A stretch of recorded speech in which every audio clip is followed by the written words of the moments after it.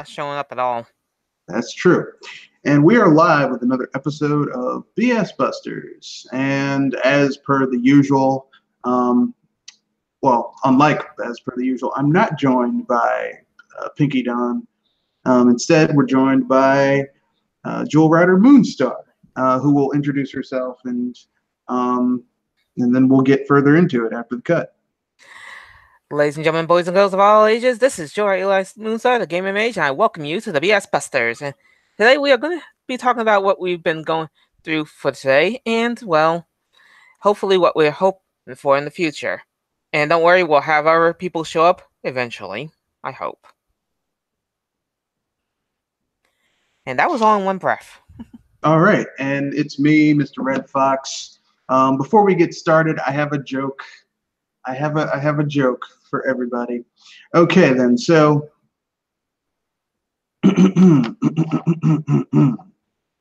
so there was this gentleman, and he essentially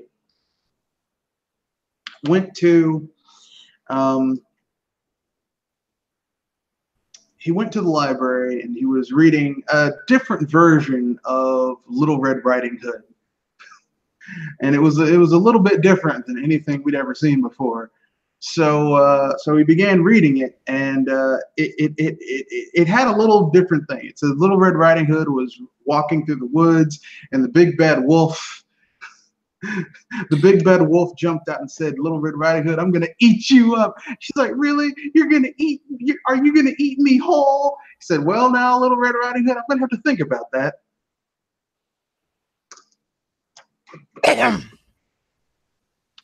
Okay, fine then. A dirty joke is too much for the crowd.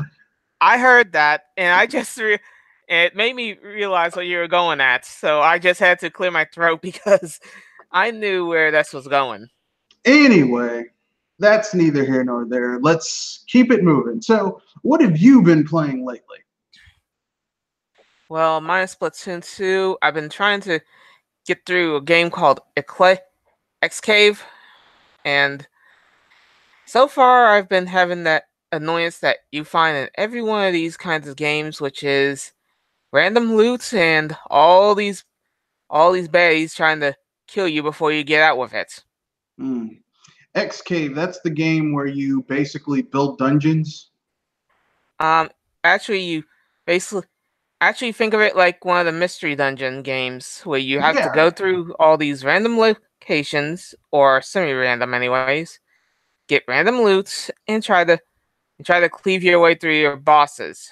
Though recently one of the bosses have been, well, they've been merciless on me.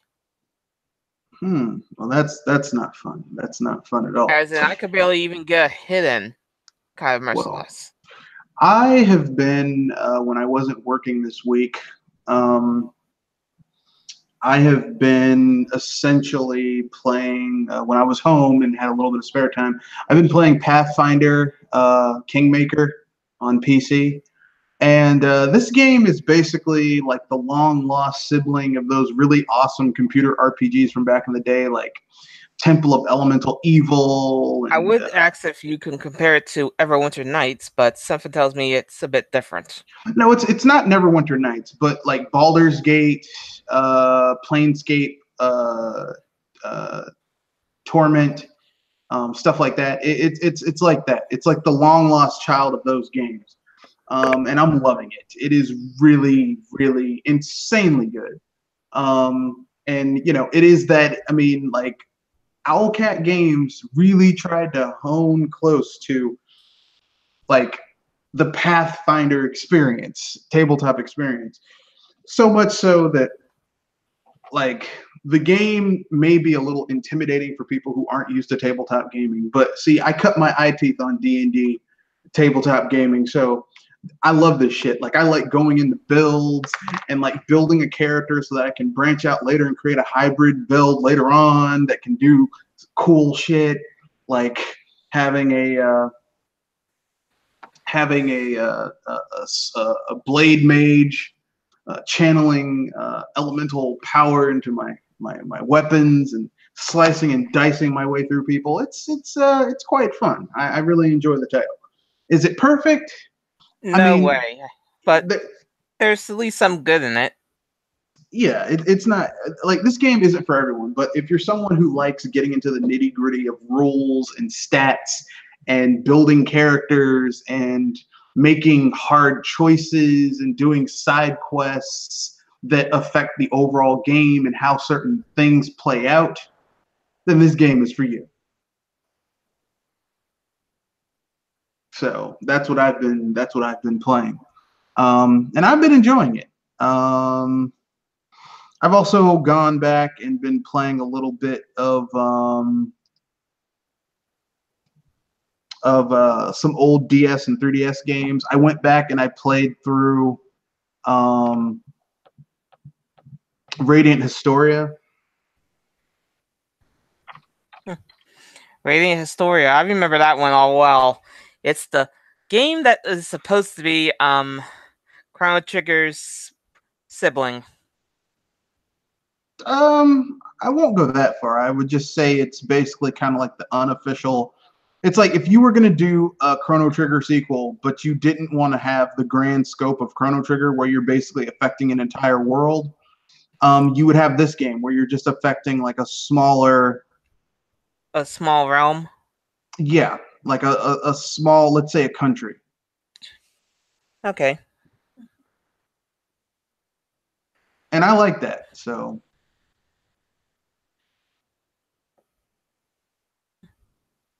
That's actually pretty sweet.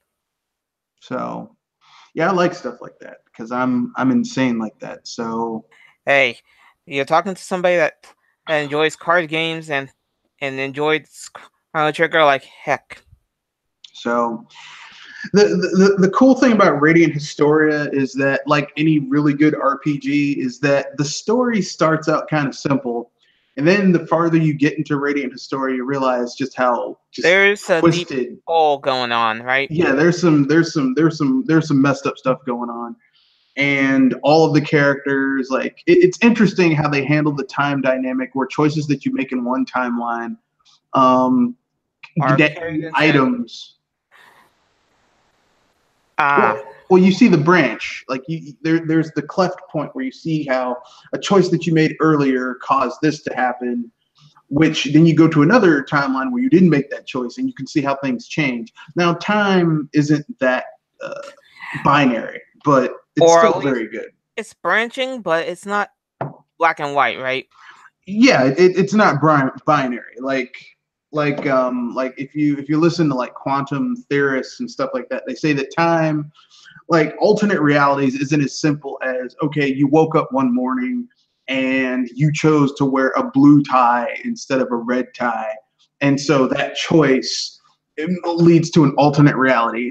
It's not quite as cut and dry as that. It's like a series of major Of of important choices. choices that you have to make in order to proceed in one direction or another that can affect, I mean, that can directly hurt your crew or have them killed, versus another one where they actually live or something else happens that harms another. Well, it's more like an actual reality. Quantum theorists say that it's more of it's a variance. They're variances within the choices that you make. But I mean, like video games can't really go like you can't like I don't think there's a game where you make a choice, and then depending on how that choice is, like how the nuances with that choice can lead to 5, 6 different outcomes or more. Because in real life, if you followed that course of logic, there would be thousands of outcomes that could happen from the variances of that choice. Like you can't do that in a video game. So I mean, if you just get binary choices, like how in Chrono Trigger, it's like, well, I can choose to replant this forest and in the future get something out of it, or I could just leave it alone and it stays a desert. like that's kind of a very interesting Yeah. concept. So but yeah, Radiant Historia has things like that where you make choices, but the twist of Radiant Historia is that there's two timelines. There's like the main timeline and then the alternate timeline. But the twist of Radiant Historia, and I know some people would say, spoiler, look, the game is over at this point almost 10 years old. So It's Um, it's able to be spoiled like a rotten egg. yeah, so basically, the twist of Radiant Historia is that there's three timelines. There's the main timeline, the alternate timeline, and both timelines basically end in you not getting the best ending. If you want to get the true ending of the game, you have to basically go into both timelines, changing things at certain cleft points in order to bring the two timelines together and get the true timeline, the true Historia of the game, which basically is insane. So, but it's a really good game. It's astonishingly good how good the game is. It is. It's that deep, right? Yeah, yeah, it is. It's that deep. It is that deep. Now, is it perfect? Perfection is. Perfection is a POV thing, right? Well, I mean, perfection. I mean, okay. There are things you can say that objectively, some games are objectively perfect. I would say the simpler a game is, and what the developer set out to do, and if they accomplish that on a technical level, a game can be perfect. But the thing is like what you might like, it might not be what I like. So our subjective opinions of what's perfect might differ. But there are things like, okay, Pong, Tetris, Pac-Man, these games are objectively perfect because basically they use a simple premise that's really hard to fuck up and they get the job done for what that premise is. You know what I mean? I think I do. But there are people who don't like Tetris. There are people who don't like Pong. There are people who don't like Pac-Man. And I understand that. That's how you feel about it. But I'm talking on a technical level. Like the developer, the programmers, they set out to create a game that did X, Y, and Z. It accomplished that. So on a technical level, these games are perfect. The original Mario Brothers is a perfect game because basically, it sets out to accomplish certain things and it does that on a technical level, like very well. Like there's a story, there's a character, you move, it's not just there's an ending instead of just looping. There's an actual ending, which is amazing. And there's a lot of gameplay to the original Mario Brothers that you just don't get from you know other things. Yeah, which is kind of a good thing and a bad thing, since if anything, that depends on how much chaos you like. I mean, it could. I mean, it just depends on what you like, what you don't like, or whatever. But Yeah.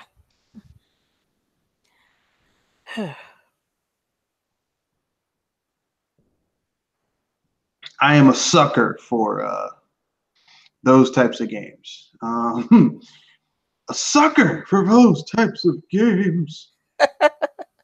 But anyway, I guess we can get to the news of the week. Um, if you don't want to talk anymore about what you've been playing. If anything, I might as well try to pick up where Pinks was and see what's going on in the Discord. I mean, the discuss real quick. Oh, that's where I am right now. That's what I was planning on doing. So I guess we got to go all the way to the beginning of the week because people love to talk about this type of shit. So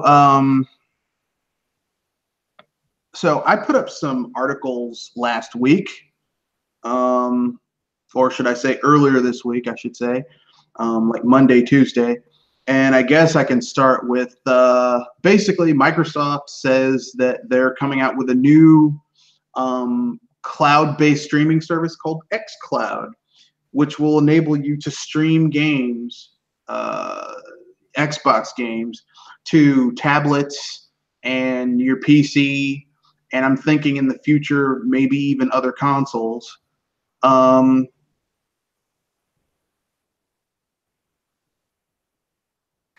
I'm trying not to wince a little because let's just because I know that Xbox has been a bit mixed on their online at times as far as certain things, but I consider that a, in a sense good but worrying because well, people want gaming all the online all the time in a sense, but with how the internet service is so far, I'm a little iffy. You can understand that, right? Um, iffy that they're going to make another console, or iffy that the xCloud is really going to do anything. xCloud. What, you don't think it's going to change? You don't think it's going to save the Xbox brand? I'm playing devil's advocate. I I personally don't know, think but it's if going to do anything, shit, but I'm at least saying that I I have a feeling that it's gonna be iffy trying to work with the xCloud and well trying to understand where they're really going with this, especially since they've been burning up a lot of green to try to get their game system popular, especially in one certain place where well and it hasn't I really could been barely working. see any water in that lake. Well, I mean, the thing about the Xbox as a console is that basically the Xbox has been like the Xbox hasn't really dominated a single console gen. The original came out in the sixth gen. It didn't dominate that generation. The seventh gen came out with the 360. It didn't dominate the seventh gen. The eighth gen, it didn't dominate. I mean, there isn't a single console generation where Microsoft has a console that has actually, quote unquote, won, which is, I mean, kind of sad, but I mean, you know. Before we go any further, we have some comments from the viewers. A lot from Jorge Zaldivar and a few from some others. So we'll get through those and then we'll move on with the rest of the news of the week. Jorge Zaldivar says, when I was at Arcade Odyssey, I was playing Aquapazza nonstop. A fighting game better than Dragon Ball Fighter Z. I also got a chance to play Blaze Blue Cross Tag Battle with a friend. It was awesome. I guess that's cool. I've played Blaze Blue Cross Tag Battle as well. I'm not, I prefer Guilty Gear over Blaze Blue just because Guilty Gear is a little bit easier to get into. Um, By how much? well, actually, no, I take that back. It's a little bit more hardcore. So for me, I like the more hardcore aspect of Guilty Gear over the more slightly casual version of Blaze Blue. Jorge Zaldivar also has another comment. Why can't Nintendo make the membership optional when playing the Switch Online? I do not want to pay for stuff I do not want, and the smartphone use only makes it worse. Our phone I got a face palm about because I can't I can't even find a real big reason to work with that one unless you want to look at stats. I agree. I think that Nintendo's on the voice chat online is like kind of stupid. I know people are going to say that's blasphemous. Look, listen, okay. I still get a good laugh though hearing people complain about voice chat. Here's the reason I think it's stupid. Okay, it's stupid because there are other games where you can just stick a USB mic into your Switch and it works. Obviously, the Switch uses Bluetooth technology, so I'm thinking in the future you'll be able to use a Bluetooth, um, headphone slash mic combo for voice chat. So why in the world are they like, well, you got to use a smartphone? It seems like a, I mean, I hate to use this as a pejorative statement. It seems like a Nintendo solution to a problem that isn't really an issue. But I mean, it is what it is. I'm not using the Nintendo Switch Online. I refuse to give them $20 a year for it, so it's not an issue. Mm. Um, Jorge Zaldivar has another comment. If they do not fix the Switch Online shit and make the membership optional, I'm not buying the Switch. Not even Smash Ultimate would be worth the $20 a year. You're gonna do it. I can hear it. I mean, look, man, it's your thing. I mean, here's the thing. I already bought a Switch and I'm gonna get Smash Ultimate, but I'm not gonna pay for the online. So I mean, I'm okay with that. Like, I mean, you're talking to a guy who bought like the Capcom beat 'em up collection on the Switch, and I was really happy about that. And I was kind of pissed that if I want to enjoy online, I have to pay for online on the Switch. So I went and bought it on Steam, and I'm not giving like I just bought it on Steam for like $15 because I used I think I had like a $5 Steam coupon. I used that because I'm not giving Nintendo money to play fucking online that I already pay for with my internet with my ISP. Fuck them. So, I'm that type of obstinate person. Not everyone has that. Look, listen. Listen. If you're not obstinate like me, go for it. It's $20. It's not a lot. But for me personally, I just couldn't do it. Jorge Zaldivar has another comment. I've been playing P-Cross 3D on the Wii U Virtual Console. Yeah, I've never been a huge P-Cross fan. I don't get why people play that game sometimes, unless you. Because if anything, I try to figure out what's with this game being so popular at times, and well, it's a puzzle game, so I mean, but it's not like Tetris that's kind of easy to get into. It's more of an image game where you have to fill in, and your only clues are numbers. The numbers equal a color, and you use the color on the corresponding number, and it creates a picture. Which I mean is cool, but I mean I just have never like. Here's the thing: I get P-Cross, I just don't like. I understand what P-Cross is about. It just doesn't appeal to me. But whatever works for you. 8-Ball 1970 says, I've been playing Octopath Traveler and Stardew Valley on the Nintendo Switch. Just played Warriors of Fate from the Capcom Beat 'em Up bundle on the Switch as well. Yeah, Octopath Traveler, I beat that game, and the sad thing is that there's no once you 100% no hidden bosses or replay value. Once you 100% it and do all the side quests, there's really nothing to do. There's like once you beat it and do everything, there's and some people will say, well, you can play as a different character, but here's the thing. In order for you to close the same way. Well, in order for you to recruit other characters, you have to play through their stories. So it's not like if I play as another character, you're going to get a different experience. You're going to get the same experience either way. You're just going to be playing as another character as your main character, and it's just what's the point at that point? Yeah, because basically each of them have their own story, and they kind of end in the same location of sorts. Sort of sorts, because each of them do have a different ending, but they all have to unite against one thing.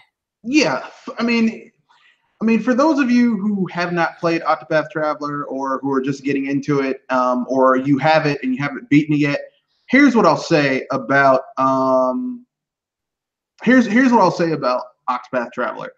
If you want to have if you're a traditionalist and you want to have one main character whose story affects the overall story, go with Cyrus, because technically speaking, his story has the most tangential references to everything else that's going on. Aside from that, no other characters stories are actually connected to the end game as much as Cyrus's. But I mean, that's just me. 8-Ball 1970 also says, good evening, everyone. Good evening to you too. Jorge Zaldivar says, who is your least favorite Smash Brothers character throughout the entire series? You want to go first? Ooh, this is kind of a punch, because if anything, it's probably the most popular. Diddy Kong, as far as its release, but before Diddy Kong, I would say at least the Fire Emblem players of Marth. All right. He says he hates Lucina the most because her voice is annoying.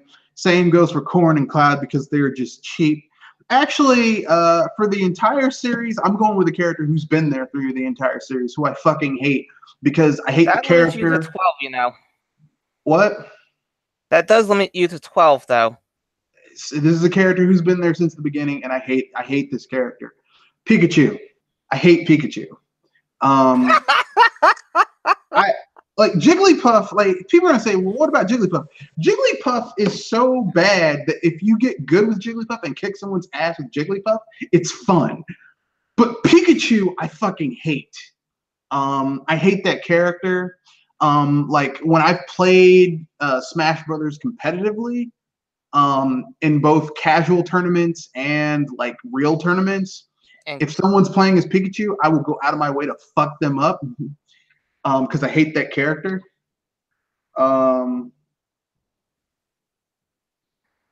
Pikachu is based on going fast and getting away from you while going hit by giving you hit shots.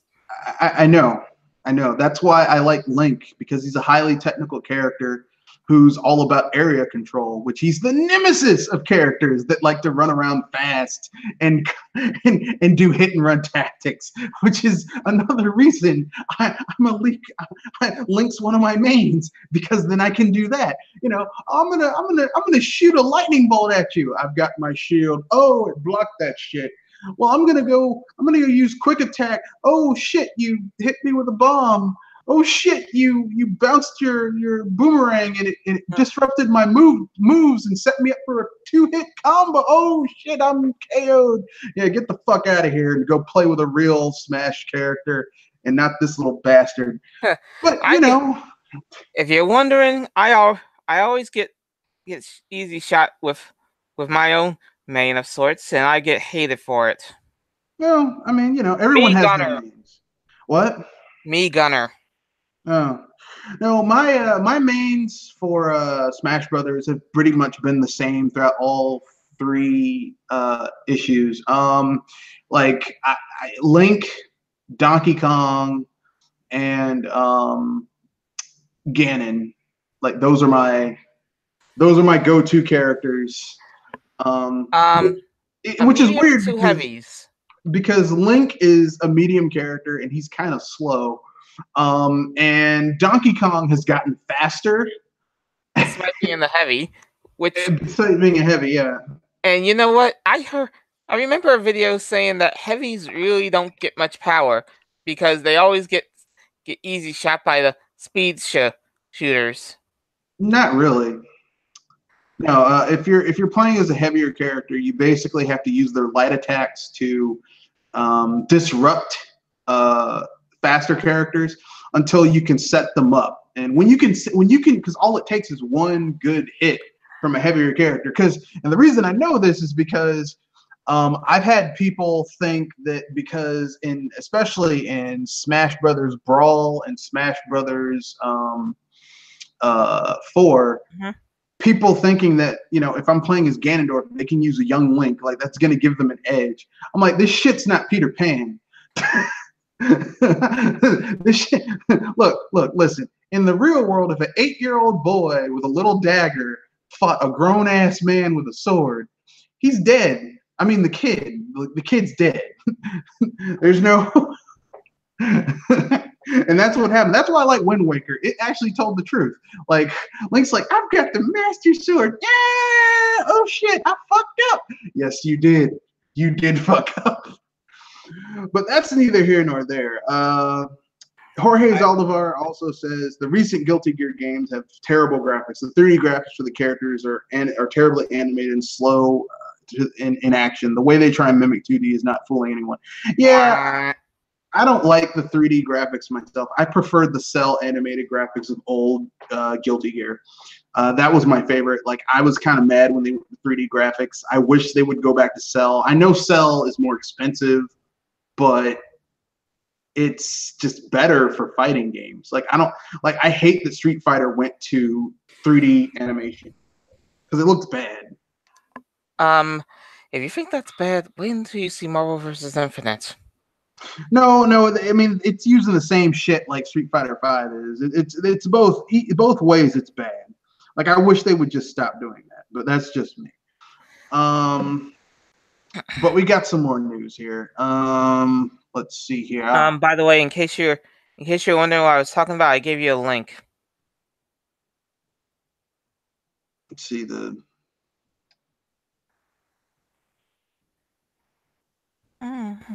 problem with heavyweights. No, I mean, I understand where people's where the theory comes from. I'm just saying that heavyweight characters Like if you know how to use a heavyweight character, the lightweight aspect, the speed aspect is negated if you know how to use a heavyweight character. Because I mean, if you use heavies as much as I do, you're gonna have to go against fast characters, and if you know what you're doing, you can fuck them up just as badly as anything else. So it's a moot point. Let's see what else. Next, Google is shutting down next year in August. And what he's meaning is Google Plus, something that we've been using to keep in touch with each other in a sense, though hearing that kind of makes me sad and happy at the same time. Sad because, well, that means you might not be able to get some notifications from us or each other. But good because some things have not been going as expected with this. That's okay. I'll just use Discord or Twitter or a combination of both Discord and Twitter. So, and speaking of bad news, we have some more bad news here, folks. Or at least, maybe bad news. Microsoft is there's a rumor supposedly buying Obsidian Entertainment. Obsidian Entertainment is a Western studio that made Pillars of Eternity, Alpha Protocol, Pillars of Eternity 2, Fallout New Vegas. Basically, they were a smaller studio that made some pretty good Western style RPGs on a budget, and supposedly, fucking Microsoft is going to buy them, which is not good because Microsoft does not necessarily have the best history of buying studios. I was gonna say good IP making studios. Well, they don't have the best. They don't have the best history of buying video game studios and them being well. Like Bungie is the exception. The Forza studio is the exception. They used to be the Midnight Club racing studio, but like those are the exception. By and large, if Microsoft buys your studio, you're fucked. Like you're not going to be doing well after. I was gonna say EA fucked. Not quite. Like EA is bad. Like EA, because EA has a larger volume. Like EA will shutter over the last like 10 or 15 years. EA has shuttered like 27, not like 15 studios. That's like on average one studio per year. Yeah. Microsoft doesn't do that. Microsoft buys you and then basically lets you languish away into obscurity, putting out mediocre shit for years and years and years. But everyone knows that you're done. At least EA has the decency to take you out back and shoot you in the head. You've contracted. They old yellow your ass. Microsoft just keeps you there looking miserable. It's kind of like that movie The Fly 2, where this dog gets caught in the transporter and all horrifically mutated. And instead of putting the animal out of its misery and putting it to sleep, they just keep it in this pit and feed it, even though it's suffering. It's like, why are you gonna drag this shit out and let this creature suffer? Just take it out back and put it out of its misery. But that's EA for you. Let's see. EA, Microsoft, and Sony. 3 companies that you know that you're screwed when you are acquired by them. Well, no. If Sony buys you, you might be okay. If Microsoft buys you, like the chances of you being fucked are like 66%. So basically, you have 1/3 of a chance of not being screwed. Like you, how's it going, Pinky? You too can be a Bungie. Although Bungie's not in the best shape, at least they managed to get out. You too can be an Epic. You too can be the Forza studio. But that's like 3 studios. 3 shots. Yeah, you might be the Fable studio. You might be the Age of Empire studio. You might be the Microsoft Aircraft Simulator studio. You might be Rare. Like that's a high chance of you being fucked. That's like someone saying, "Well, you know what? This girl is known to have an STD." And if you sleep with her, you too might get an STD. But it's only listen, 3 guys slept with her and only 2 of them got an STD. So you might be like that one guy who didn't. I don't want to take those chances. Yeah. Those aren't even Vegas odds. Actually, those are better than Vegas odds, but not by much. Like I don't want to. I'm not taking those types of chances with like if a studio was bought. And like some of my favorite games were made by Obsidian. Like I really like their games. I like Pillars of Eternity. I like Pillars of Eternity 2. I like Fallout New Vegas. I like Alpha Protocol, even though like Obsidian games are not perfect, but man, do they have really good ideas behind them. So, I don't want them to die, but who does? If Microsoft buys them, they'll probably die. Your guys' thoughts on that? Do you think if Microsoft buys Obsidian Entertainment, is that going to be a good thing, a bad thing? Or is it just going to be neutral? Well, I guess that depends on the direction Microsoft is going right now, because so far they seem to be focusing more on their games this time, along with some rather unusual hints of a Banjo 3 from Rare. Yeah, but would you trust current Rare to make a Banjo game? Definitely not. I mean, it's like if you had it's like Rare right now is like if you had a relative who was a crackhead and you had trusted them multiple times, and every time you trusted them and let them in your house, they stole your shit and sold it for more crack. Like at this point, I'm clean and no, you're not coming in my house. That's how I feel about Rare. They're like, we're gonna make this. I don't give a shit. I really don't. I'm all out of fucks left to give.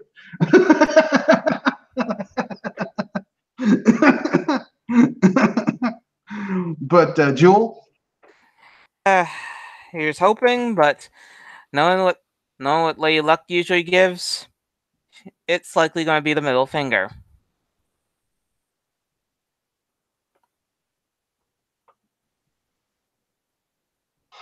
All right.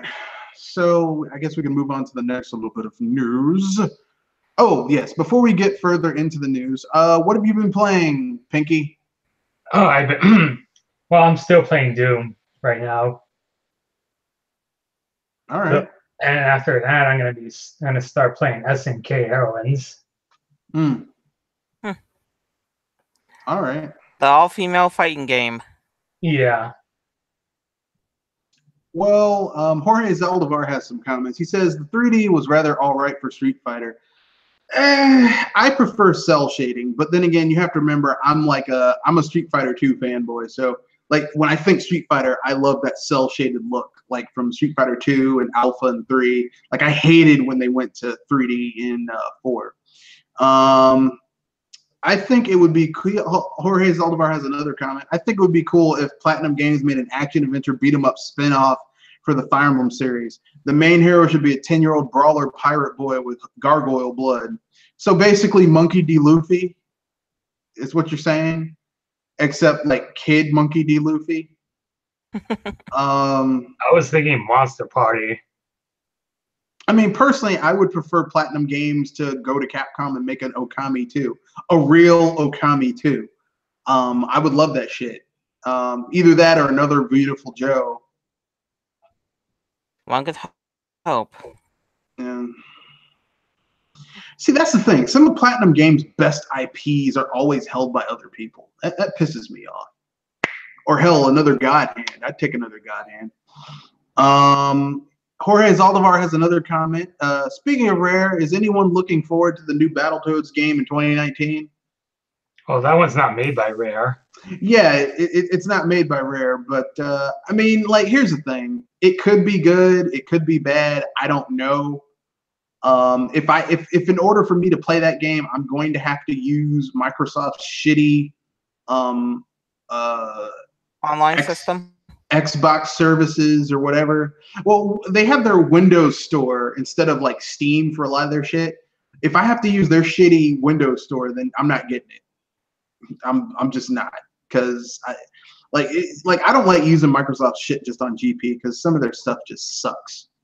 I know some people are gonna get mad, but I don't care. Microsoft's stuff sucks. Okay, it sucks. It sucks hot buttered ass. And yes, I meant that to sound disgusting.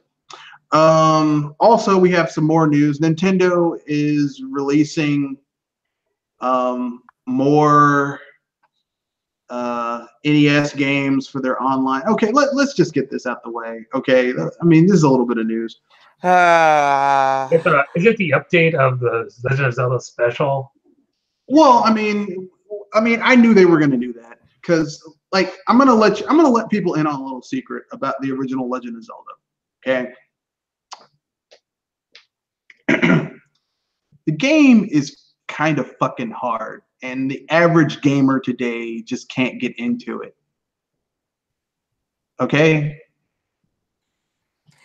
Which is kind of sad. Not really. I mean, like here's the thing, okay? If you had never played the original Legend of Zelda, let's say the first Legend of Zelda you had ever played, for a lot of people, is Ocarina of Time.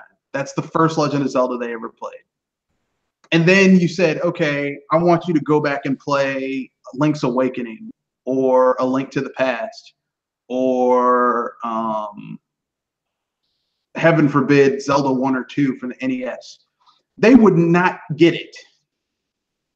Like, if the only Metroid game you ever played was Metroid Prime, and then you go back and try to play the original Metroid on the NES, people would be like, what the fuck is this? Right? Those games were like revolutionary for their time, but they haven't aged very well, which is why, like, especially for like Metroid, stuff like that, they did upgrades for those games. That's why I would tell people, like, you want to get into Metroid, don't play the original Metroid for the NES. Play Metroid Zero Mission. It's a much better game. It's too bad the original Legend of Zelda hasn't received its own remake. Well, they kind of did with Breath of the Wild. I mean, the general design philosophy is still there, although not a lot of dungeons in that game. But if you can get beyond that, or items in the dungeons that you can use as tools in order to traverse the world. Okay, well, not really. It's really has nothing to do with the original Legend of Zelda. But you're right. It would be cool if they took the original Legend of Zelda for the NES and updated it for a more modern age. If they gave it like the Link Between Worlds treatment, that could be interesting. But would Nintendo have the balls to do that though? I don't know. After how they got burnt already, they're probably going to play it safer. Well, that their Metroid Samus Returns 2 didn't sell too well, which, I mean, I don't know. I don't know. Metroid is not a huge seller. I don't know why people are always surprised by that. It's not a huge seller. And we have, but if anything, it makes me facepalm. And we have 2 bits of news from Sony. The first one is about Sony wanting the kind of pervy fondling of young girls portion taken out of the new Senran Kagura game. And it's causing some controversy from the weeb culture. Yeah, I mean, like, here's the thing, okay? Like, I understand people are like,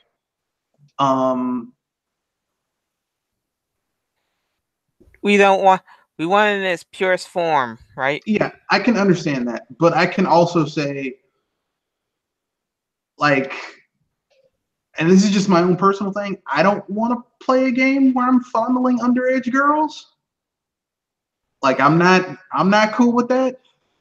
I think there should be a happy medium between the 2 extremes. Like maybe if you get the physical version of the game, you get the uncut, like, director's cut version with all that stuff in there, and then like the unrated version. But if you're getting it off, if you're digitally downloading it, it's the the vanilla, the neuter, the censored version. Yeah, the not completely censored, because those Senran Kagura games are not really censored, but like it doesn't have the let's fondle an underage girl.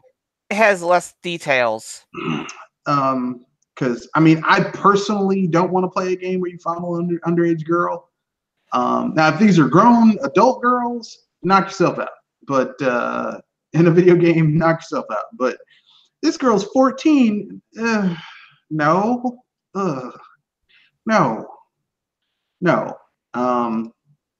10 levels of F. No. Yeah, I'm not cool with that. I know some people like unless you want to go to jail. Well, I mean, here's the thing: you can't jail people for it, but it just like I just don't want to have to explain that to people, especially if they're under the age.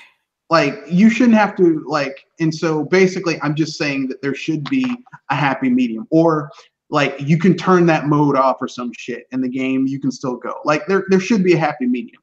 Sony shouldn't be censoring the game, but also people should have the option to take that out, or to not have it apply or whatever. But you know, it shouldn't be both ways. Let's see what else. Also, Sony is allegedly making a PS5 to the surprise of nobody. And also, other news: they are messaging their PS4 owners to set their online settings to private because there's a virus message that will brick their consoles if they click on it. Yeah, not really surprised. Never truly surprised about. Why am I not surprised? Because this is the same company that gets offline once every 2 or 3 months. Yeah, basically, like once every quarter, they basically have the PSN goes down, and yet people pay $60 a year for this. I'm surprised. But back to Sony releasing the PS5. Some people will say that Sony is releasing a PS5 because that's what they always do. I think Sony is rushing to release a PS5 because the Switch came out. And the Switch is kicking their ass in Japan and the US, and they can't have that. So, and it's catching up in Europe. So Sony can't have that. So they're going to release the PS5 to stamp out all competition. And whatever happened to their previous statement, how there may not be a PS5 in the future? I think there will be a PS5. I think there will, because Sony has figured, look, people bought the PS4 with no games.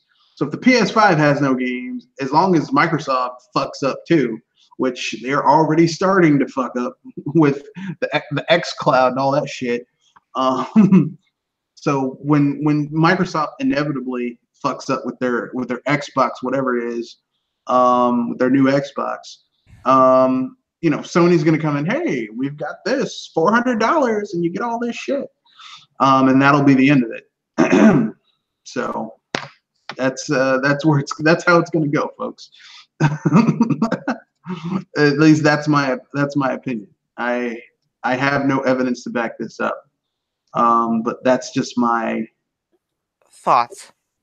That's my supposition. But then again, I'm the guy who had no direct evidence that Microsoft was just gonna not release another physical console, and they were just gonna like create like a digital console, like a virtual console that you'll just be able to play on your electronic devices, your smart TVs, your iPads, your smart pads, and stuff like that. And they're going to call it the Xbox, but it won't be. It'll be combined with Windows 10. And here they are with the xCloud. So I was close.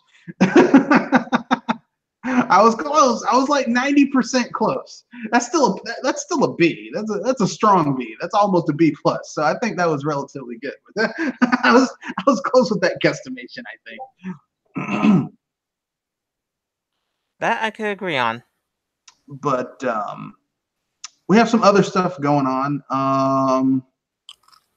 Call of Duty Black Ops 4. Any thoughts on that game? Anyone?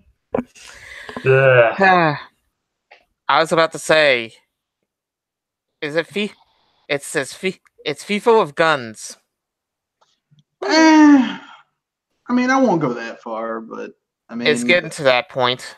It's Call of Duty Black Ops without the single player, and everyone's like, "Yeah, this is great." I'm like a lot of people like the single player of Call of Duty, and now that it's been taken out, you're never going to get it back again. So another IP is getting bastardized because everyone keeps on chasing the battle royale format. The sad part is that I just saw a review that praises Black Ops 4. Yeah, they're like, yeah, they took out single player. This is a good move. I'm like, yeah, what hot chick did they send to your office to give you a BJ? And a good one, too. An enthusiastic BJ did Activision send in order to get you to write that review. Because I've seen reviews where people are hating it. So I don't know, you know. Yeah. Kind of like gotta be high for some of that.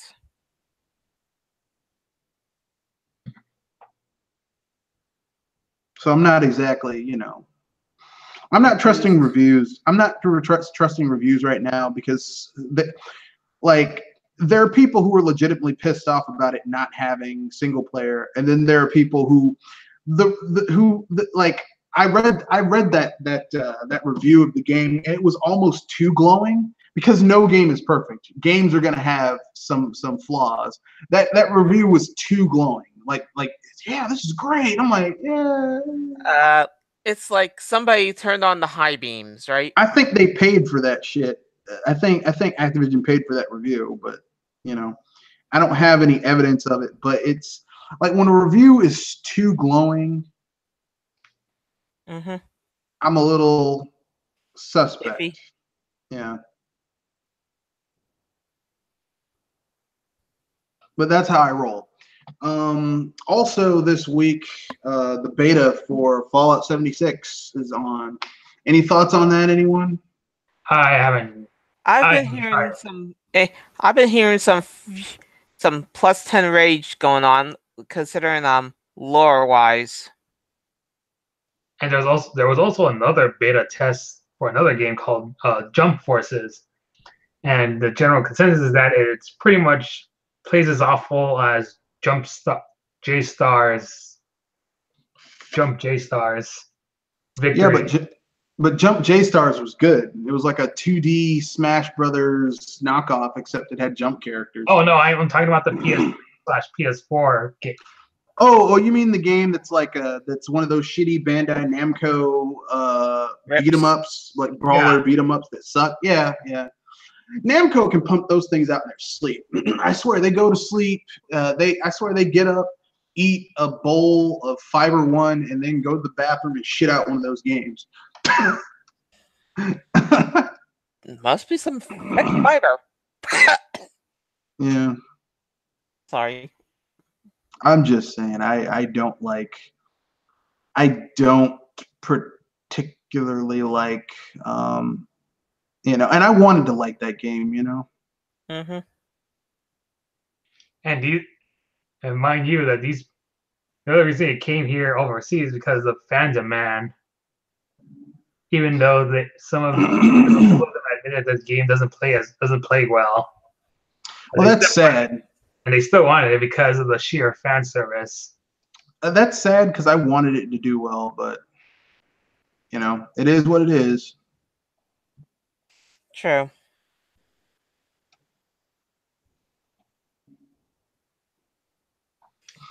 Well, moving on, I think we can discuss about the future of PS Busters as well as Sci-Fi Power Relish because of the recent news that Google Plus will be shutting down. We kind of that one. We already covered that one. We already. Oh, we did. Yeah, we already covered. We said that we'll just convert to Discord and Twitter. Okay. Look, listen, man. I don't really get flustered about shit. I like Google, but I like Google Plus. It was really easy to get into. I'm not going back to Facebook because, I already see how Facebook plays, and well, no, even before the election and how they hacked, people got their shit hacked. It's not even the hacking. It's the security. problems it has. Yeah, that's what I'm So saying. many security Like the problems. hacking, it's not even the hacking that bothered me with Facebook. What bothered me with Facebook was the spam. Oh my god, the spam and the bots. I was gonna make the joke that where's the Monty Python joke about spam? Like, you mean spam a lot? Yeah, I got so tired of like getting sent messages by bots, getting like Spam das not awesome. getting invited to shit with bots, you know, and like really like catfishing people. Like, I just got tired of like having to, and also I have real relatives who are on Facebook who I don't like, who would find me and send me, hey, why don't you join? Fuck off. I don't like you in real life. Why would I like you all over the internet? So I There's one answer, but I rather not go there. So I said fuck it to Facebook, and I'm okay with that. Like, I'm not one of those people like, oh no, how dare I? I'm like, I'm good, because I've never liked You never been a liked huge fan of Facebook it. as far as you could throw them, right? Well, I mean, Facebook was useful when I used to work with people that used it, but I've not been into it lately. You know what I mean? Like, it just doesn't really do anything for me now. So,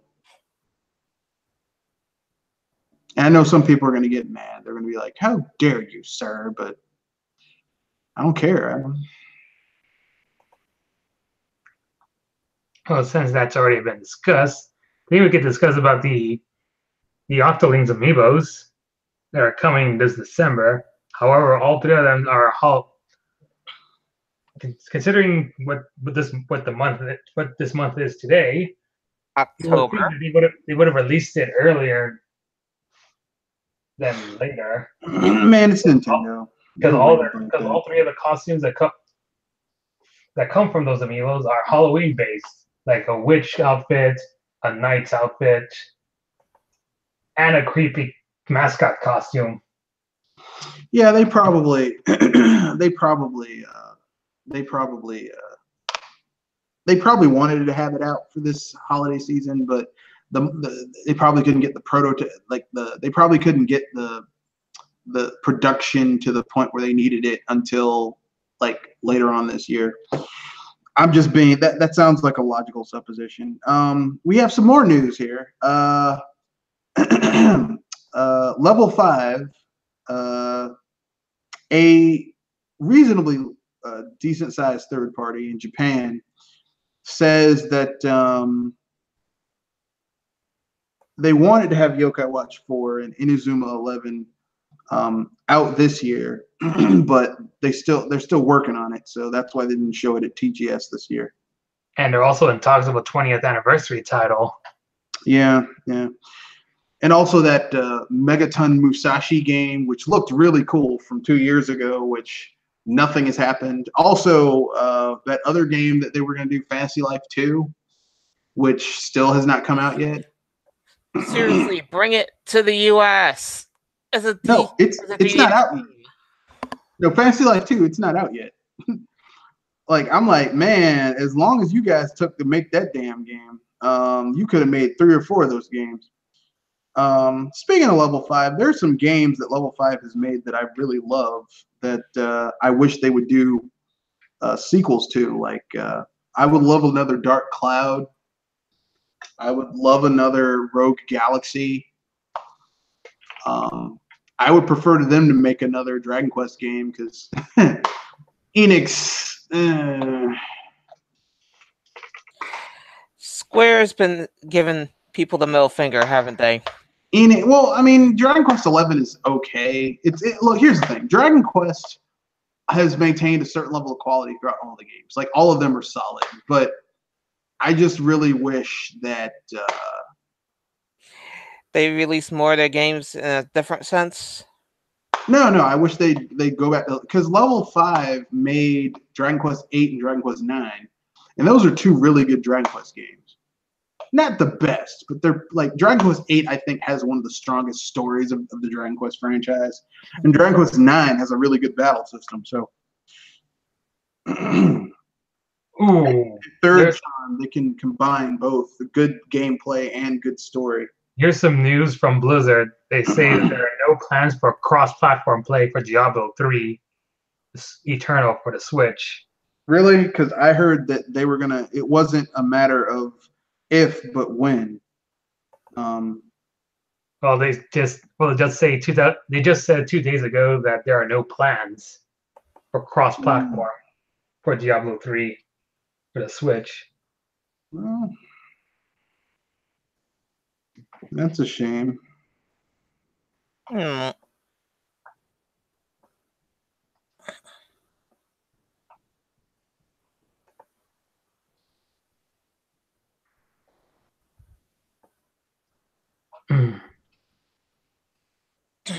So, well, that's strange because it says right here that crossplay coming to Diablo 3 for Xbox, PlayStation, and Nintendo Switch.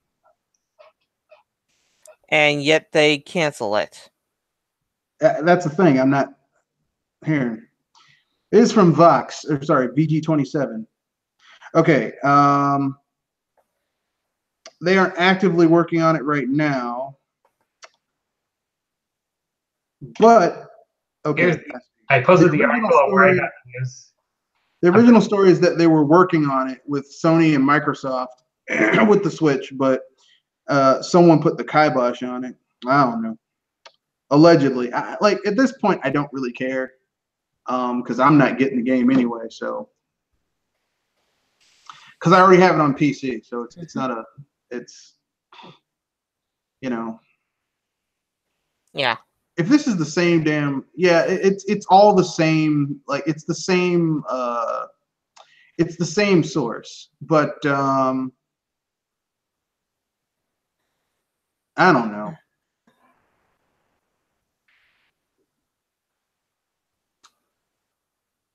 I mean, is crossplay really important for everybody? Well, apparently, considering how big of a controversial news it was about Sony saying no to crossplay for Minecraft. No, I don't mean in general. I mean to you guys. Do you care about crossplay? I'm mixed because I like the idea, but it sounds like everybody's kind of pushing for it.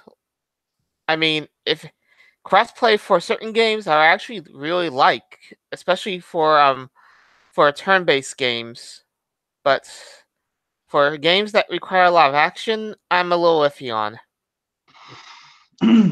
I think it depends on the game. Like some games would do really well with crossplay. Like if you're playing like Madden or like a sports game, like the NBA 2K games, those should have crossplay because it shouldn't matter what you're playing on. If you want to play with someone else, you should be able to do that. For games that aren't like general casual audiences where you need more of a dedicated fan base to do it, I don't think crossplay is really that important. Like, you know what I mean? Like, yeah. Like if Pokemon, hypothetically speaking, was ever on multiple consoles, I don't think you would need crossplay for it. But I was saying that turn-based games that don't require you to do a lot of action should at least have a chance to try crossplay. Oh yeah, if you're playing like that board game initiative that Nintendo's doing on the Switch, yeah, those games. If that board game initiative was on other platforms, yeah, those games should be crossplay. You know, because it's a board game. You know, but if it's it depends on what genre and what the case by case is. We have some more comments from the comment section. This is Trinell83. He says, if Sony is rushing their system, will developers flock to put their games on the PS5 if the sales aren't great? Likely. Hell yeah. Yeah. Because these guys, because most of these third parties are greedy for green. Let me put it this way. Sony is like Usher, where we found out that Usher had like a really bad sexually transmitted infection and he was infecting people. Like, third parties will, even if Sony pulls down their pants and they see something is not right down here, they're still going to jump on it because it's Sony, which is weird, but it's so true. Jorge Zaldivar, it's sad, but I mean, they'll do whatever. It's been more than months since the last Nintendo Direct, and no new one has been announced yet. Who do you think will be revealed for Smash Ultimate next? I don't know. I don't really care. I'm gonna Finks usually covers that, so if you check him every Sunday, you'll probably get an idea of what he thinks. I mean, I don't care. It's like, here's the thing. At this point, like, it's getting near release date. The only thing they can tell me that's gonna make me not want to buy this game is if I find out that the single player mode is as shitty as the one was in Smash 4. If it is, oh, come on, then I'm not gonna get it. So it's because here's the thing, okay? Like, if I want to play a Smash game that has a great multiplayer, I can just play the one on my Wii U. And I don't have to pay for any online for that. So, and this game is using a lot of the same assets and just a few new characters. It's got most of the cast. So, I mean, what's the point? And if the single player is as shitty as the last one was, then I mean, I really don't need to own this one. But that's just my own personal opinion. Jorge Zaldivar says Bandai sucks. When will Namco break up with those bastards? I just feel like buying Soul Calibur 6. It looked a lot better than Jump Force. Yeah. I want Soul Calibur 6 too, but I also don't want to reward Bandai Namco's bullshit. So I don't know. I probably won't get that at launch. I'll probably wait till Steam's Christmas sale and get it then. Jorge Zaldivar says, remember that comment about Fire Emblem and Platinum games I made earlier? I just want a comical character for the franchise. I want him to be foul-mouthed, aggressive, and a bit fourth wall breaking. Somebody wants a tingle in Fire Emblem. So you basically want a third-person Beautiful Joe game that's more M-rated instead of T-rated. So you want God Hand too, basically, which is not a bad thing. I like God Hand. So he says, no, not really. Just a 10-year-old boy who's actually an orphan gargoyle. He would also be a brawler and a noble pirate captain who cares about the crew who raised him and loves animals. So basically, Monkey D. Luffy, except a kid. Okay, whatever.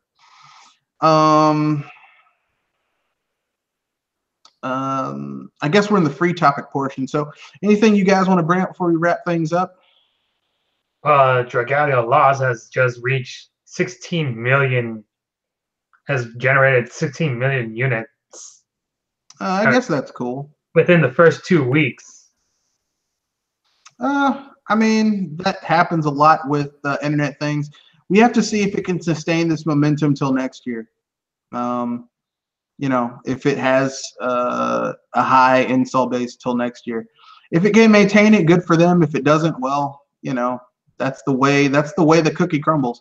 The digital distribution model is not very good these days, but whatever.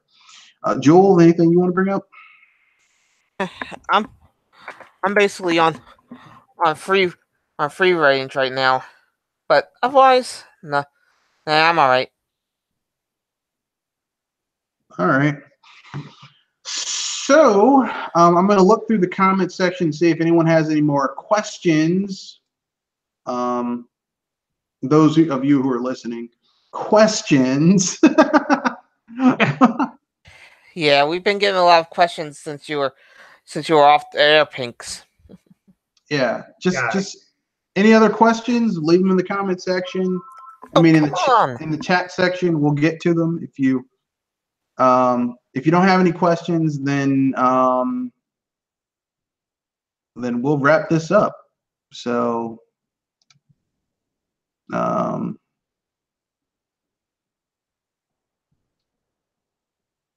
no, okay then. So, I guess it's time to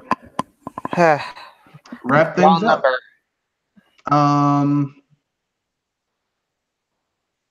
So, anything anyone wants to pimp out? Well, I've only posted the article about the PS4 virus messages. Allow me to do a bit of pimping out for you. Ladies and gentlemen, boys and girls of all ages, thank you for watching the BS Busters. Tune in next week as we go into more sci-fi power-ish and the BS Busters. And who knows what topics will be covering by then. All right. She kind of stole my thunder a bit, but Sorry. I will definitely have some videos coming out.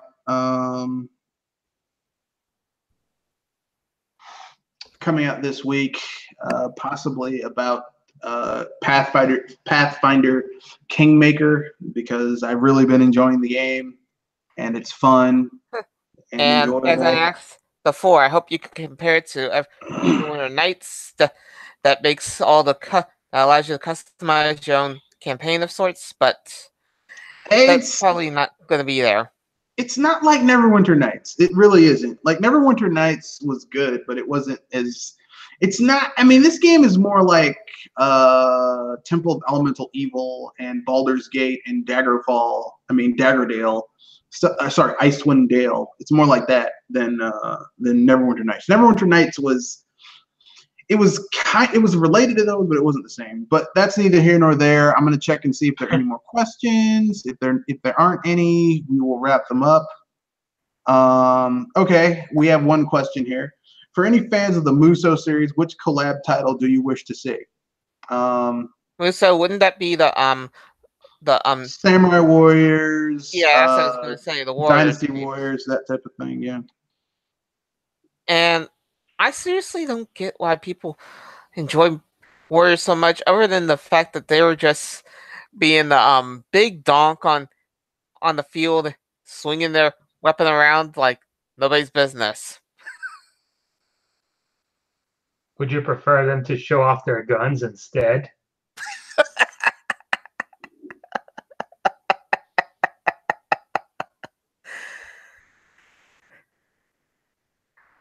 That's not even safe, you know, because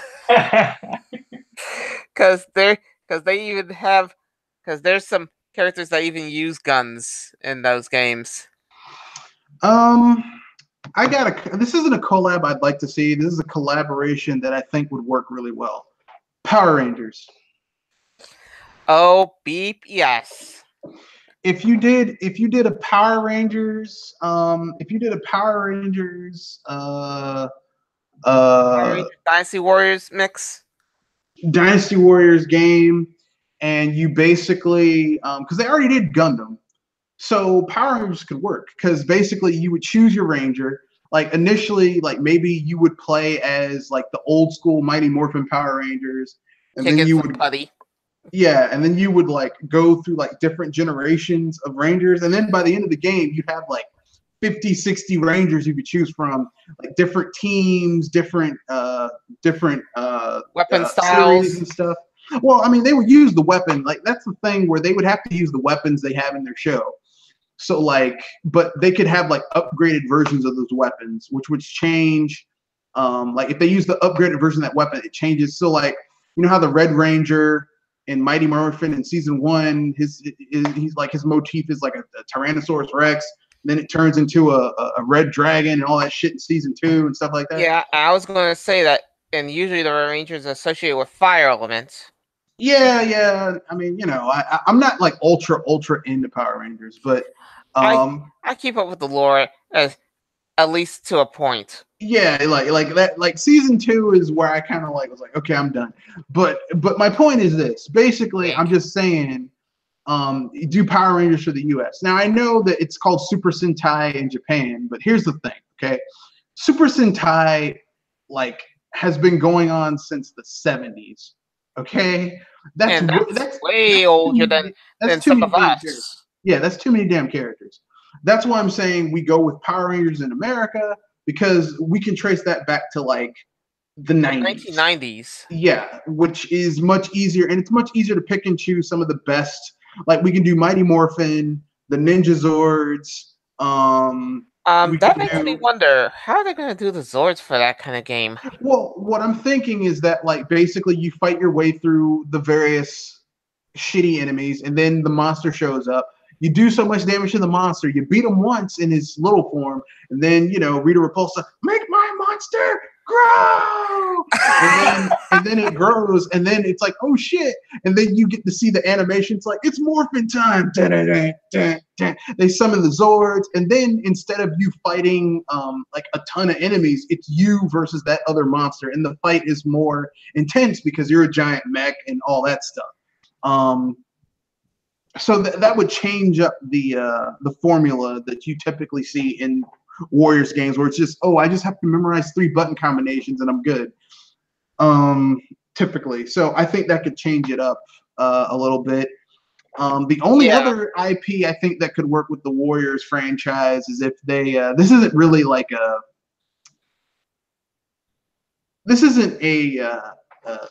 series so much as a whole bunch of work under the same people. I would go with Peter Laird and Kevin Eastman's TMNT. Go with Teenage Mutant Ninja Turtles, and you only got 4 turtles, but Yojimbo Usagi. No, because you have a lot of characters with that. You've got the Teenage Mutant Ninja Turtles. If they keep focused on the main 4, that would be a little bit low. But no, but the thing is that you've got Splinter, Casey, and Laird and Eastman did more characters than that. Like not just Teenage Mutant Ninja Turtles. They did Usagi Yojimbo, aka Samurai Hair. They did they even gave Splinter and Casey Jones more characters, I think. Well, yeah, I'm just saying there's more than that. Like you've got the original Turtles, and like you could have like different styles of the Turtles. So you have like old school black and white Turtles who are like, they look the same, but they do use different weapons. And then you have like the colored Turtles that we had from the TV show. Then you have like the 90s Turtles. Then you go to like the 2000s Turtles, like from the animated show that was like kind of darker and grittier. And then even as a joke character, you can use those shitty Saban Turtles from the live action show. With Venus de Milo. That would be a joke. Yeah, I gagged a little bit on that one. If anything, please, ladies and gentlemen, boys and girls, don't include the Rise Turtles. No, those characters can be like Jar Jar Binks in the Star Wars: The Complete Saga. Like for back in the day, where you just go around killing, you'd find Jar Jar Binks in the tavern and just kill him repeatedly because fuck Jar Jar Binks. But anyway, the symptom of what went wrong with the prequel movies. But anyway, yeah, I think that could work with a what? Okay, so Jorge Zaldivar says, what about Final Fantasy Muso? Normally I would agree with you, but considering how Square Enix has been just on their knees blowing Cloud Strife, it would all just be clones of Cloud Strife with lightning thrown in. Castlevania Warriors. I got another idea. A Pokemon Muso game. That'd be interesting. It would get. I mean, basically, like, first of all, there would probably be too many damn Pokemon. That's my only gripe with it. I was gonna say, are you serious with how many Pokemon there is? Pretty sure Koei Tecmo will be up for it, but they'll probably use like only about 150 of them rather than every single one of them. I think they should just pick a gen, and that would be the game. Like Gen 1 or Gen 2. Kind of like how in Pokemon Conquest they've only selected a couple of Pokemon from each generation, and that's about it, and not all of them. Yeah. I mean, the thing is, you have to have enough that you can basically get to get enough.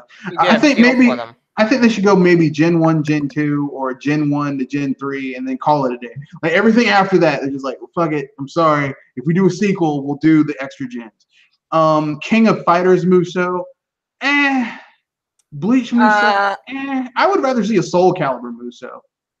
A Soul Calibur Muso would actually be pretty interesting, especially since there's the characters called the Lizardmen that actually usually become a rolling character that you fight on the story mode each time. The thing is, if they do a Soul Calibur Muso, I just want them to include that shitty dubbing.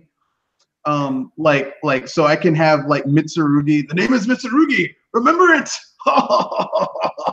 Ooh, and how about a JoJo Muso game? But it only covers the first 2 parts. Since parts 3 onwards, there's not really that many enemies. There's not that many. They already kind of did that with Fist of the North Star Warriors, but it would serve the same purpose. What about a Naruto Muso? It depends. I mean, it depends. Like, okay, if they do Naruto to where it's just like young Naruto, that could be awesome. But if they include Shippuden, it's gonna suck. Because it depends on how far you want to go. Yeah, if they include Shippuden, it's gonna suck because Shippuden was just bad. Like, and it got progressively worse as it got farther along. He says they're blowing Noctis right now. No. Square Enix blows Cloud, then Lightning, and then that bastard who's the main character of Kingdom Hearts. Sora. And Noctis. Yeah, but Sora is the one that they love the most. I was going to say, I thought it was Cloud. That's what I said. It's Cloud Strife, then Lightning, and then you said Sora, but if anything, I see Cloud getting it more than Sora by 3 miles. I said Cloud first. Like, he's the most. Like, from least to greatest. It's Cloud, then Lightning, then Sora. And the only reason Sora... Don't you mean greatest to least? No. I mean, like, kind of like you know, the one who's number 1, Cloud, number 2, Lightning, number 3, Sora. And the only reason Sora is coming out is because they're working on Kingdom Hearts 3. Like, if Kingdom Hearts 3 wasn't being made, it would still be Cloud, Strife, and then Lightning. If there were any Arc System Works reps in Smash Ultimate, I want Ragna and Noel from Blaze Blue in the game. I would rather have Ragna and because he's like the main character in Blaze Blue. He's like the Ryu of Blaze Blue, if you will, and Soul Bad Guy from Guilty Gear. From Guilty Gear, because he's basically the Ryu of Guilty Gear. Sora is Disney, so out the window with him. Sora is a Square Enix character. They created him for Kingdom Hearts, but he's a Square Enix character. Kind of like how